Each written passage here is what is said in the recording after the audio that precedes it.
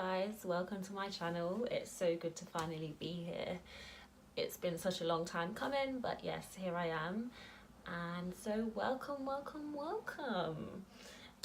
So my name is Damika. I'm 24 years old and I live in London, and I am on a curly hair journey, I suppose, and I just wanted to invite you guys to join me, and anyone who wants to learn a little bit more about how to take care of their hair.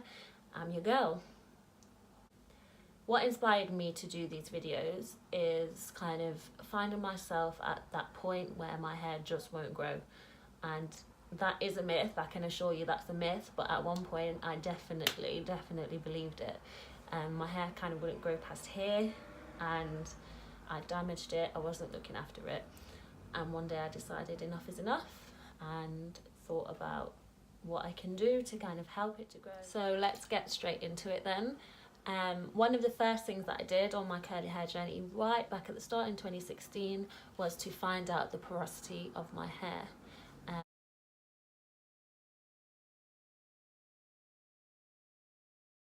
Porosity is basically the rate at which your hair will absorb and retain moisture. So the number one thing to have healthy hair is for it to be moisturized. Our hair's porosity is going to be determined by the cuticle, the outer layer of the hair. That's kind of like the gates that's going to decide how much moisture is coming in and out of that hair strand. So if that gate is closed, i.e. we have low porosity hair or maybe slightly open, that means not a lot of moisture is getting in to that hair strand to be able to penetrate and keep the hair healthy. Now, if that cuticle is open, that means that a lot of moisture can get in, but also a lot of that moisture is going all back out again because that cuticle is open. It's not retaining anything and keeping it in there. So those are the kinds of levels of porosity. So we'll have low, medium or high. So low, medium, high.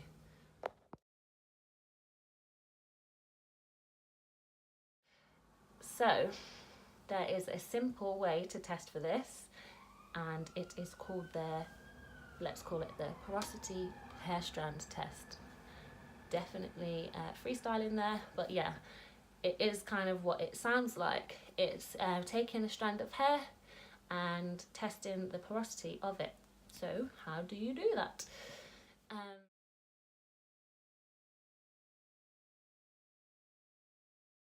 Water is the number one source of hydration for our hair, so this is kind of why this test is so simple and effective, because it's the basics of how our hair is going to absorb that moisture through the water that we put onto it. So what you want to do firstly, step one, you want to wash your hair with a sulfate-free shampoo.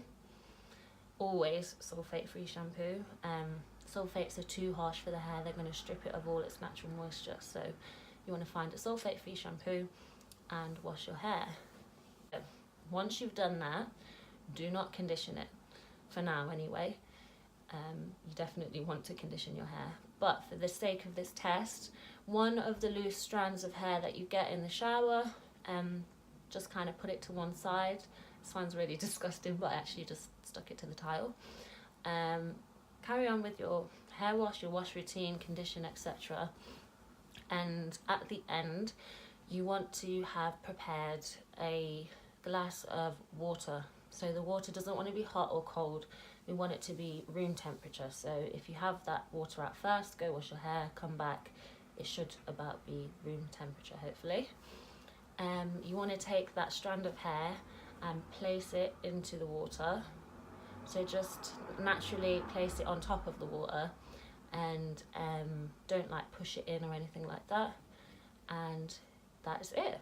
You just leave that on there for a couple of hours, and that will tell you at the end what your porosity level is. Once you have put that strand of hair in the water, left it for a couple of hours, go back to that strand of hair and see where it sits in the glass. So this is going to tell you what level of porosity your hair is at. So if it sits on top of the water, that is going to tell you that you have low porosity hair. If it sits in the middle of the glass, you have medium porosity hair. And if it sits at the bottom of the glass, yep, you have high porosity hair. So I will bring an example of one that I made earlier. I made this one earlier, and let me just show you where it is at. So I hope you can see that, but as you can see, the hair is sat right on top of the water here. So that would indicate that for me, my hair is low porosity. That means it's not absorbing a lot of moisture. It's not great at absorbing and retaining any moisture, because if it did, it would have sunken down into the glass a little bit more. So as you could see through the hair strand test, my hair is low porosity. So that means it is closed or just slightly open, that cuticle. So I want to avoid any heavy butters, creams, oils, things like that, because they're just going to sit on top of my hair and not actually penetrate into the hair strands.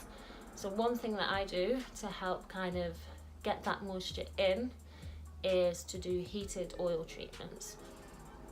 However, as much as I love coconut oil, that's actually not my friend, and I've only recently learned. As much as I love coconut oil, that's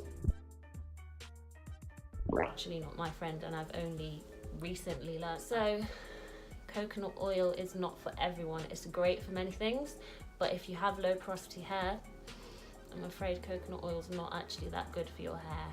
It's gonna be too heavy, too greasy, and just kind of sit on top of that hair and is not actually moisturizing it.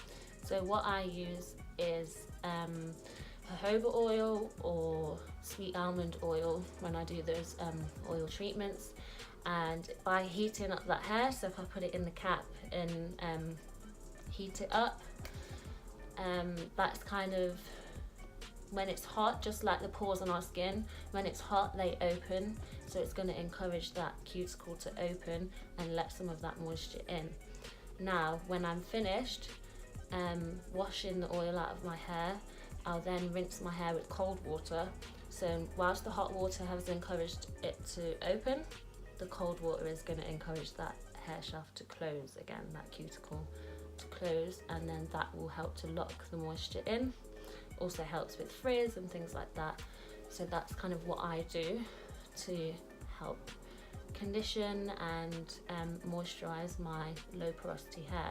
Well, another thing I wanted to show you guys is one of my favorite products ever. When I found this hair product, it really showed me the difference that having the right hair products can make for your hair. So the products that I use is Aunt Jackie's half and half, what's it called? Hydrating Silkening Hair Milk. So it's this baby, and you can get this at all your hair stores. This is my favorite. So as it says, it's hydrating, but it's a hair milk. So these are the kinds of products you want to be using when you have that low porosity hair. Something that's not too heavy, it's not going to make your hair feel greasy and sit on top. Something to add moisture, but that can actually get into your hair. So that's why I like that one. Now, if you have high porosity hair, that means if that strand in the glass is down at the bottom, that means that your cuticles are open. And that means all the moisture, so that it will absorb moisture very readily, very quickly, but it will also equally lose a lot of that moisture too, because the strand is just constantly open. So for this type of hair, the thicker, more heavy oils and butters and things like that will suit that hair type. So castor oil, hemp seed oil, what else is a heavy one? Coconut oil, as I was saying before, coconut oil is your friend. So these ones you want to be putting on at the end of your hair routine, or as a deep oil conditioning treatment to kind of to add that moisture into your hair. So your hair will need that heavy duty oil to help it to flourish and grow. That is today's video.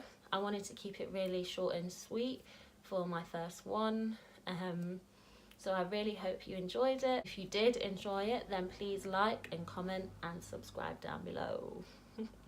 Oh, it's so cringe saying that. But yeah, I look forward to putting more content out soon, and I won't keep you waiting so long.